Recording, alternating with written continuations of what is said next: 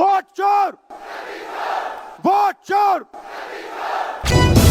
Vote चोर, vote चोर। आपने देखा अमित शाह को, हाथ देखा अमित शाह का, हाथ देखा कांपते हुए ऐसे देखा। क्यों हाथ क्यों कांप रहा था मैं बताता हूं। क्योंकि ये बहादुर जब ही हैं जब इनके हाथ में सत्ता है। जैसे ही इनके साथ से सत्ता निकलेगी आप देखना इनकी बहादुरी कहां जाएगी। राहुल गांधी का दावा है कि संसद में अमित शाह के हाथ कांप रहे थे, वो खौफजदा थे। लेकिन अमित शाह के हाथ कांप रहे थे या बीजेपी के दावे के मुताबिक अमित शाह ने पूरे विपक्ष को बल्कि कांग्रेस को और राहुल गांधी को ही कांपने पर मजबूर कर दिया। ये आप पूरा वीडियो देखिए और चैनल को सब्सक्राइब भी कीजिए। मान्यवर, हारने की परंपरा शुरू करने के बाद इन्होंने सबसे पहले ईवीएम को निशाना बनाया। आज मैं आपके माध्यम से सदन को और सदन के माध्यम से देश की जनता को बताना चाहता हूं, ईवीएम कौन लेकर आया इस देश में। मान्यवर, कौन लेकर आया? 15 मार्च 1989 को जब राजीव गांधी इस देश के प्रधानमंत्री थे तब ईवीएम लाने का कानूनी बदलाव किया गया था। अब राजीव गांधी के ईवीएम के कानून का भी विरोध कर रहे हैं। मान्यवर, इसके बाद में, अरे सुनो ना क्या प्रक्रिया हुई। इसके बाद में ईवीएम के खिलाफ किसी ने याचिका करी। इस देश की सर्वोच्च न्यायालय के 5 जजों ने बैठकर ईवीएम के कानूनी बदलाव को 2002 में उचित ठहराया। मानो राजीव गांधी को भी नहीं मानते, सर्वोच्च अदालत को भी नहीं मानते हैं। फिर 98 में मध्य प्रदेश, राजस्थान और दिल्ली, इसमें सिर्फ 16 विधानसभाओं में इसका ट्रायल लिया गया। कितना केयरफुल है ये भी बताता हूं। हुडा बैठो, ये भी कितना केयरफुली चुनाव आयोग आगे बढ़ा है। मध्य प्रदेश, राजस्थान और दिल्ली, ये राज्यों की सिर्फ 16 विधानसभा में इसका ट्रायल लिया गया। हर प्रकार से चेक कर ईवीएम का उपयोग सबसे पहली बार पूरे देश में 2004 में हुआ। 2004 का महत्व है माननीय, सबसे पहले 2004 में हुआ। पूरे लोकसभा चुनाव हमारे समय में ईवीएम का उपयोग हुआ। लाए राजीव गांधी, वहां से लेकर 2004 तक। और 2004 के चुनाव में कौन जीता भाई? वो जीत गए। उस वक्त ईवीएम की चर्चा बंद। 2009 का चुनाव हुआ, पूरा ईवीएम से हुआ, ये जीत गए, चुप्पी साध ली। 2014 में सब हम जीते तो कौ चालू कर दी। वो सरकार को थे। मान्यवर, ये क्या है? जब कानून आप लाए, मशीन आपने इंट्रोड्यूस किया, चुनाव आप पहला जीते मशीन से, दूसरा चुनाव जीते, मौत से 10 साल राज किया और हार गए तो फिर रोते हैं। दिल्ली का रामलीला मैदान और कांग्रेस की रैली और राहुल गांधी का निशाना और निशाने पर अमित शाह। क्यों? क्योंकि कुछ दिन पहले ही संसद के अंदर अमित शाह ने कांग्रेस और राहुल गांधी पर जो निशाना साधा था उसका जवाब राहुल गांधी ने रविवार को दिल्ली में दिया है। लेकिन शायद संसद सत्र के दौरान अमित शाह ने भी कांग्रेस और राहुल गांधी की दुखती रग पर हाथ रख दिया था और दूर की कौड़ी लाए थे और कांग्रेस और खास तौर से राहुल गांधी तिल मिलाकर रह गए थे। हुआ क्या है मान्यवर मालूम है?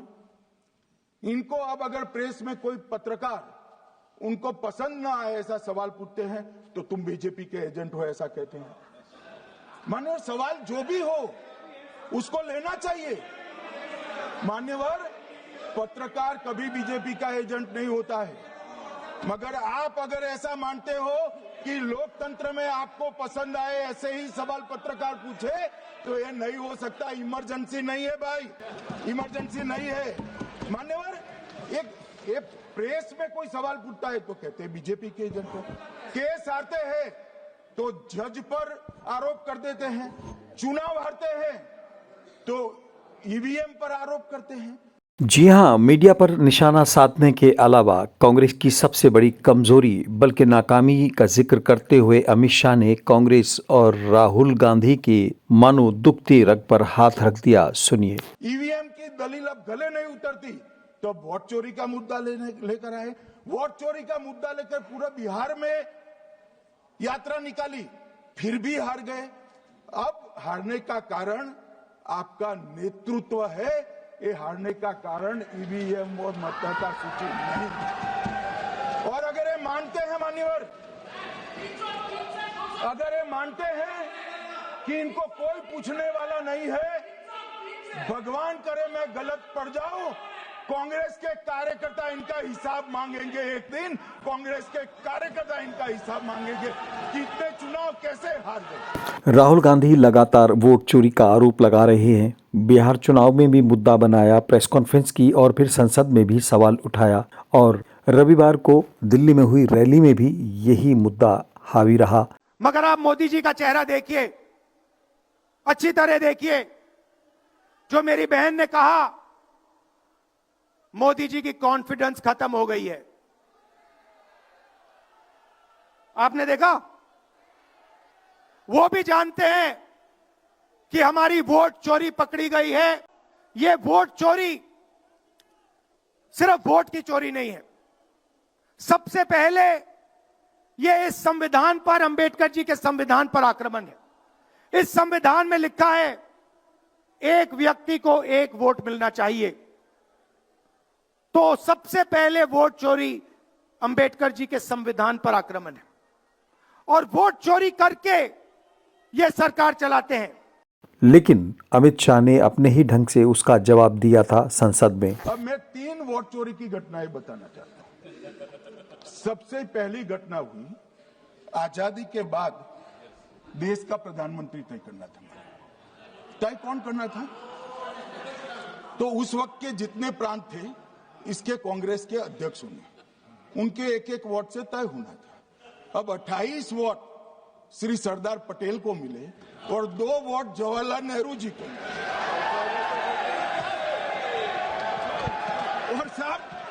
और साहब प्रधानमंत्री जवाहरलाल जी बने।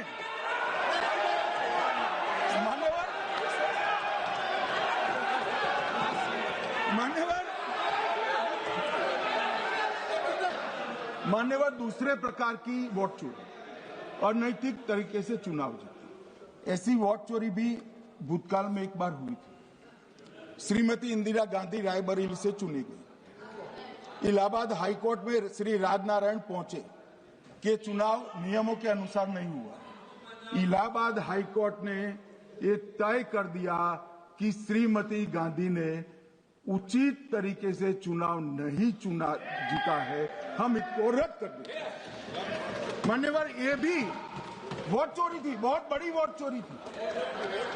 और उसके बाद में क्या हुआ? उसके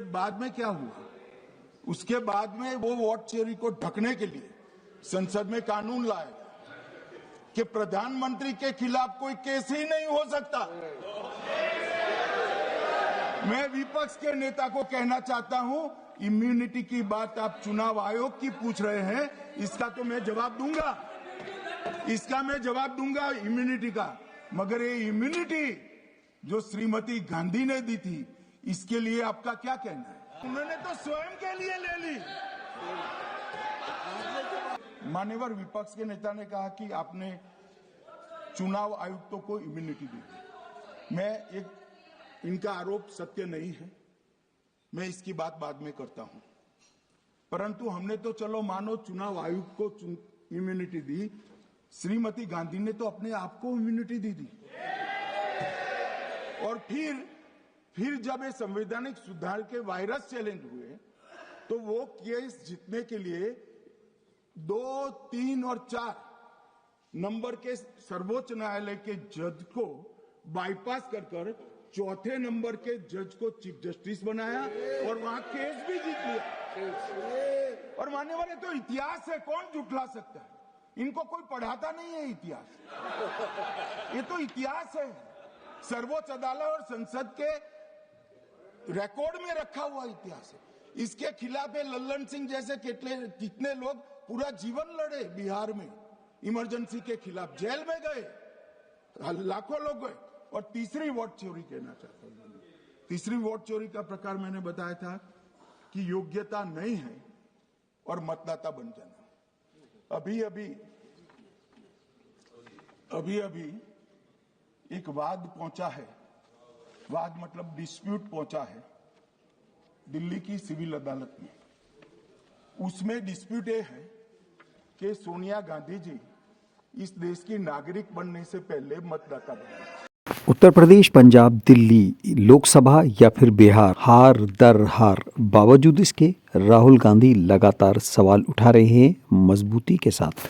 सड़क हो या संसद। I want to ask 3 questions first, which will make it very clear that the BJP is directing and using the election commission to damage India's democracy. The first question, why is it that the CJI was removed from the selection panel of the election commissioner?